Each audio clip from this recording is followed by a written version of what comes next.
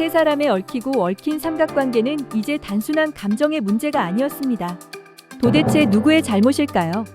누군가는 사랑을 붙잡으려 하고 또 누군가는 우정을 지키려 했는데 결국 모두가 상처만 남게 되었습니다. 지은호와 박성재 그리고 이지혁. 숨겨진 진실, 서로의 선택 그리고 감히 말하지 못한 비밀까지. 그 모든 것이 얽히면서 상황은 더욱 걷잡을 수 없게 흘러가고 있었습니다. 박성재는 마음을 정리했다고 말했는데요. 사실 그 말 자체가 거짓이었습니다. 지은호 앞에서 미소를 지키는 법을 배웠을 뿐 마음은 하루에도 12번 무너졌다 세워졌다를 반복하고 있었거든요. 그날도 마찬가지였어요. 지은호가 직접 만든 케이크를 들고 나타난 순간 박성재는 숨을 고르듯 고개를 떨궜습니다. 맛없으면 나 용수철처럼 튀어나간다. 농담처럼 던진 말이었는데요. 그 말 사이로 들어오는 건 단단한 결심이 아니라 떨리는 기대였죠. 케이크 칼이 크림을 갈라낼 때마다 박성재의 마음도 얇게, 아주 얇게 잘려나갔습니다. 한 조각 또 한 조각. 이지혁은 멀찍이 서서 그 장면을 끝까지 지켜봤습니다. 한때는 누구보다 가까웠던 친구, 박성재. 그리고 가까워지고 싶어도 가까워질 수 없다고 마음속에서 줄을 그어버린 사람, 지은호. 이지혁의 표정은 차분했는데요. 차분함의 밑바닥에는 오래 묵힌 포기가 깔려 있었어요. 둘은 안 된다. 예전에 툭 던졌던 그 말, 박성재의 귓가를 뜨겁게 데웠던 그 말은 사실 경고가 아니라 기도에 가까웠습니다. 서로가 서로에게 상처가 되지 않기를 바라는 아주 이기적인 기도. 그날 밤, 셋은 각자의 자리에서 잠을 설쳤습니다. 지은호는 눈을 감을수록 어지럽게 떠올랐어요. 고성희의 눈빛, 이상철의 묵직한 침묵 그리고 박성재가 내밀던 따뜻한 종이컵. 괜찮아? 묻는 목소리는 다정했는데요. 그 다정함 때문에 오히려 멀어져야 한다는 생각이 들었죠. 누군가의 온기는 나를 살리기도 하지만 동시에 내가 버텨야 할 벽을 녹여버립니다. 녹아내린 벽 뒤로 밀려오는 건 오래 묶어뒀던 질문들이었어요. 내 진짜 아버지는 누구였을까? 고성희는 왜 그때 날 두고 갔을까? 피곤한 머리로 대답을 꾸미려 할수록 마음은 고집처럼 닫혔습니다. 모른 척하고 살자. 모른 척하고. 다음 날 아침 박성재는 결심한 듯 전화를 걸었습니다. 시간 좀 괜찮아? 지은호는 잠깐 망설였지만 네. 오늘은요. 하고 대답했죠. 두 사람은 햇살이 잘 들어오는 작은 식당에 마주 앉았습니다. 밥을 먹고 차를 마시고 웃었습니다. 말수가 적던 지은호가 그날은 유달리 많이 이야기했는데요. 저 요즘 이상해요. 아무렇지 않은 척이 너무 능숙해졌어요. 박성재는 그 말을 듣고 젓가락을 내려놓았습니다. 난 아무렇지 않은 척을 못해. 그래서 문제고. 지은호는 머뭇거리다 고개를 기울였죠. 문제라고요? 박성재가 조용히 웃었습니다. 응. 널 보면 더 그렇지. 그 시각 이지혁은 혼자 서류를 정리하고 있었습니다. 잡부로 낮을 보내고 밤엔 만들고 고치는 일을 이어가며 동업 계약서와 공증 서류가 놓인 책상 앞에서 펜을 돌렸죠. 그는 이미 자기 몫의 고통을 치러야 한다는 걸 알고 있었어요. 억울하다고 소리치기엔 그동안 선택한 침묵이 너무 길었습니다. 고성희가 만들어 놓은 오래된 회색의 틀, 박진석이 지켜온 큰 집의 질서, 그 안쪽에 갇힌 채로 이지혁은 마음속 말을 삼켰습니다. 나도 알아. 모두가 내 침묵을 배신이라 부를 거라는 거. 그래도 그는 멈추지 않았습니다. 누군가의 상처와 누군가의 분노 중 하나를 골라야 하는 순간이 오면 그는 언제나 자신을 찍어내리는 쪽을 선택해 왔으니까요. 그 습관이 그를 지켜주기도 했고 망치기도 했습니다. 문제는 예고 없이 터지죠. 지강호가 또 한 번 일을 냈습니다. 나한테 쓸 돈, 너한테 다 썼으니까 돈 줘. 손바닥을 뒤집듯 뻔뻔하게 던지는 말. 거절당하자 이번엔 동네 친구들 사이에서 일부러 굴욕을 감당했어요. 얻어맞고 비웃음 당하고 바닥을 구르며 내가 이렇게까지 당하는데도 안 줄 거냐? 는 눈빛을 보냈죠. 지은호는 끝내 알았습니다. 연기였다는 걸. 지강호가 자신의 연약함을 무기로 바꾸는 재주가 있다는 걸. 그러자 마음이 급격히 식었습니다. 그만하자. 정말 그만하자. 그렇게 마음을 세워 돌아서던 길. 지은호는 편의점 앞에서 이상철을 마주쳤습니다. 전기기사 자격증을 준비하며 파트타임을 뛰고 있는 이상철은 말없이 우산을 내밀었죠. 젖은 사람 먼저. 익숙한 말투였습니다. 관계의 이름을 바꿨다고 해서 오래 쌓인 정이 사라지는 건 아니었어요. 지은호는 잠깐 그 우산 아래를 지났습니다. 그리고 이상철이 뒤늦게 건넨 말에 가슴이 톡 부딪혔죠. 널 지킨 건 너 자신이야. 그래서 난 안심이 되고 그래서 미안하다. 보호하려는 마음과 미안하다는 고백, 그 둘은 언제나 한 세트처럼 붙어 다녔습니다. 지은호는 대답 대신 고개만 숙였어요. 내가 자주 하던 말, 나도 이제 알겠더라. 모른 척이 제일 힘들다. 그 사이 박성재에게도 불청객이 찾아왔습니다. 이수빈이었죠. 사랑과 야망 사이에서 주저하지 않는 지독하게 솔직한 사람. 오빠, 나 10번만 기회를 갖고 싶어. 설레임이 안 생기면 깨끗하게 물러날게. 박성재는 곧장 잘랐습니다. 난 누굴 좋아해. 지금도. 이수빈은 잠시 조용해지더니 딱 한 발짝 물러섰어요. 물러서면서도 눈을 반짝였습니다. 그럼 어쩔 수 없다. 근데 오빠, 사랑도 타이밍이야. 타이밍 놓치면 평생 후회할 수도 있어. 그리고 그 말은 칼끝처럼 정확히 박혔습니다. 타이밍. 박성재가 가장 두려워하는 단어였거든요. 도망치듯 뒤돌아선 그의 등이 자신이 본의 아니게 겁쟁이가 되어가고 있음을 증명하고 있었습니다.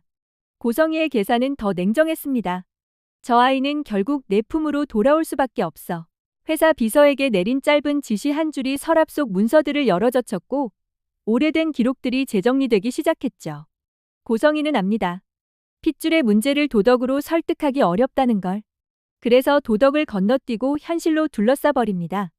일자리, 계약, 인연, 책임. 감정을 붙잡는 가장 유효한 끈은 책임과 필요죠. 지은호는 그 계산의 한가운데로 천천히 이동 중이었습니다. 본인이 모르는 사이에. 그리고 마침내 삼각관계는 표면으로 솟았습니다. 그날 저녁 작업을 마치고 카페로 돌아온 지은호의 앞에 두 남자가 준비된 듯 서 있었거든요. 박성재가 먼저 말을 열었습니다. 나 더 이상 숨기고 싶지 않아. 짧은 숨이 목구멍에서 걸리는 소리. 지은호는 그 소리를 듣고 고개를 들었어요. 이지혁은 표정을 바꾸지 않았습니다. 대신 아주 낮은 목소리로 말했죠. 지금 하는 말 내가 감당할 수 있을까? 박성재는 눈을 떠서 이지혁을 정면으로 바라봤습니다. 내가 감당 못해서 지금까지 우리 셋이 다 망가진 거야. 말은 길지 않았습니다. 하지만 칼로 베는 것보다 정확하게 상처를 냈죠. 박성재는 맨 먼저 자신의 감정을 꺼내 놓았습니다. 오래전부터 좋아했어. 너 아플 때도 웃을 때도 아니라고 말할 때도. 지은호는 침을 삼키며 손끝을 말아주었어요. 그때 이지혁이 덧붙였습니다. 그래서 내가 말했잖아. 너희는 안 된다고. 그 문장이 다시 돌아왔습니다. 단번에 공기를 얼려버리는 문장. 박성재가 터뜨렸죠. 왜 안 되는데? 내가 재단장이야? 내가 뭔데 우리 둘의 가능성을 내 마음대로 잘라. 이지혁은 잠시 눈을 감았다 뜨더니 담담하게 말했습니다. 너는 내 마음만 봐. 난 그 마음이 부딪힐 벽까지 같이 본다.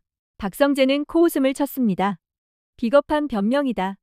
알고도 숨긴 건 배신이야. 지은호는 두 사람을 번갈아 보다가 한 박자 늦게 숨을 정리했습니다. 둘 다 그만해. 내 얘긴 내가 할게. 그 순간이 첫 번째 분기점이었어요. 사랑을 고백받는 순간에도 지은호는 사랑을 택하지 않았죠. 대신 자신을 택했습니다. 나 아직 준비 안 됐어. 내가 누군지도 정확히 모르는데 누굴 어떻게 사랑해. 조금만, 정말 조금만 나한테 시간을 줘. 박성재는 그 말을 들으며 기쁨과 좌절을 동시에 느꼈습니다. 희망은 말끝에 남았지만 기다림이 그의 심장을 조였거든요. 이지혁은 그 시간을 만들어주겠다고 고개를 끄덕였습니다. 내가 막지 않을게. 그러나 그 말이 허락을 뜻하는 건 아니었어요. 지키겠다는 뜻이었죠. 멀리서라도 틈이 벌어질 때마다 다시 메우겠다는 뜻. 그날 밤 세 사람은 각자 다른 방식으로 무너졌습니다. 박성재는 집으로 돌아가 거울 앞에 섰어요. 10년 묵은 짝사랑, 여기서 끝나면 나는 뭘로 남지? 자신에게 묻고 또 물었습니다. 이지혁은 노트를 펼쳐 얇은 글씨로 계획을 적었습니다. 동업 일정, 공증 후속 처리, 사이트 리뉴얼 타임라인. 감정을 숫자와 날짜 사이에 묻어두려는 몸부림이었죠. 지은호는 전화를 붙잡았다 내려놓는 걸 3번이나 반복했습니다. 누구한테든 손을 내밀면 쉽게 버틸 수 있을 것 같았지만 그 손을 잡는 순간 다시는 놓지 못할 것 같았거든요. 그래서 겨우 메시지 하나만 보냈습니다. 오늘 고마웠어요. 보내기 버튼을 누르고 나서야 숨을 길게 내뱉었죠. 박성재와 이지혁의 폰이 동시에 울렸습니다. 둘은 같은 시간 아주 다른 표정으로 그 메시지를 읽었습니다. 이튿날 더 큰 파도가 밀려왔어요. 고성희가 움직였거든요. 정정 요청인이 2명입니다. 개인정보라 누군지 말씀드릴 수는 없어요. 관공서 창구의 말은 건조했지만 지은호의 귀엔 오래 남았습니다. 2명. 그 순간 머릿속에 스친 얼굴이 2개였죠. 고성희, 이상철. 피부치와 정부치가 동시에 문서를 만지기 시작했다는 의미였어요. 이것만으로도 충분히 흔들리는데 가장 고약한 건 시간이었습니다. 출생 기록과 입양 기록은 한번 움직이면 주변의 모든 기록을 같이 끌고 가거든요. 지은호는 알아챘습니다. 이건 단순한 호기심이 아니다. 누군가 나를 데려가려 한다. 박성재는 그 소식을 듣고 곧장 뛰어왔습니다. 도와줄까? 단순한 말이었지만 그 단순함이 지은호의 무장을 가장 빨리 풀었습니다. 아니요. 이번엔 제가 할게요. 그 말에도 박성재는 물러서지 않았어요. 그럼 옆에만 있을게. 내가 말해주면 그때 움직일게. 눌러 담은 그의 결심은 마치 계약서의 보증 문구 같았습니다. 아무도 강요하지 않았지만 누구보다 먼저 책임을 떠맡으려는 태도. 이지혁은 같은 소식을 다르게 받아들였습니다. 시작됐네. 그는 조용히 중얼거렸죠. 그리고 자신이 간직해온 한 가지 사실을 꺼내 놓을 시점을 계산하기 시작했습니다. 그는 알고 있었습니다. 지은호가 듣고 싶지 않아도 언젠가 들어야 할 이야기. 고성희가 답해주지 않을 것 같은 구체. 박진석이 절대로 밝히지 않을 빈칸. 그 빈칸을 채워 넣는 일은 쉽지 않겠지만 누군가는 해야 했습니다. 내가 하자. 미움은 내가 받자. 세 사람의 마음이 제각각 속도를 높일 때 운명은 또 하나의 장난을 걸었습니다. 지강호가 SNS에 올린 단 한 줄. 우리 진짜 가족은 따로 있었네.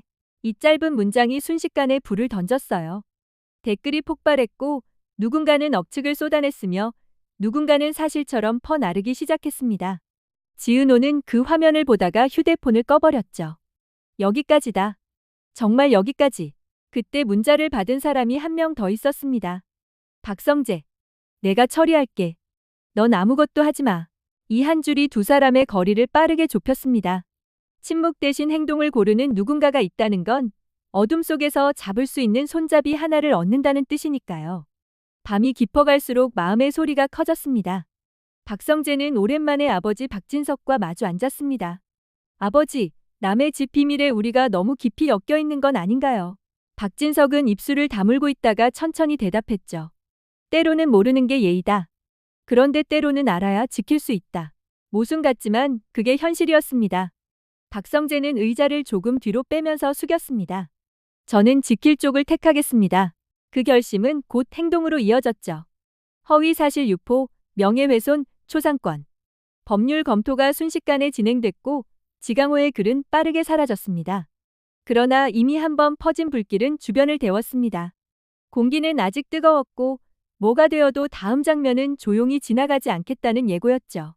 결국 폭발점은 카페에서 찾아왔습니다. 예약도 없이 들이닥친 고성희가 차분하게 앉아 말했습니다. 너 밥 먹었니? 그 한마디에 모든 시선이 모였죠. 지은호는 정면을 바라보며 대답했습니다. 네. 이제 제가 묻겠습니다. 침묵이 팽팽해졌고 이지혁과 박성재는 같은 속도로 숨을 멈췄습니다. 지은호의 음성은 떨렸지만 또렷했습니다. 그날 왜 나를 두고 갔나요? 제가 누군지 이제는 말해주세요. 고성희의 입술이 아주 조금 흔들렸어요. 그리고 낮고 긴 숨이 새어나왔죠. 지키려고 했다. 그래서 놓았다.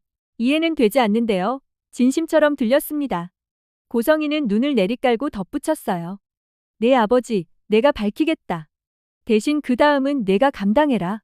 박성재의 손이 아주 살짝 움찔했고 이지혁의 어깨가 미세하게 내려갔습니다. 대답이 열리면 선택의 시간도 같이 열리니까요. 이야기는 이제 세 방향으로 동시에 달릴 겁니다. 박성재는 기다림과 행동 사이의 균형을 더 이상 미루지 못해요. 사랑은 타이밍? 이라는 말의 잔혹함을 견딜 수 있을지 그가 다음에 택할 문장은 조금만 더 기다릴게. 일지 아니면 이제는 내 차례야. 일지. 이지혁은 침묵의 값을 끝까지 떠안을 건지 아니면 결정적인 순간에 방패를 내려놓고 진실을 직접 건넬 건지. 지은호는 핏줄의 호출과 마음의 호출 사이에서 처음으로 완전히 자기 편을 들 수 있을지.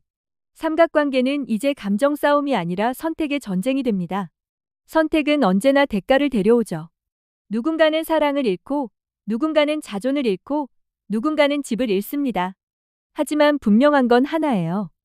오늘의 침묵은 내일의 폭탄이 된다는 것. 그래서 세 사람 중 단 한 명이라도 침묵을 깨면 이 관계는 전혀 다른 모양으로 재조립됩니다.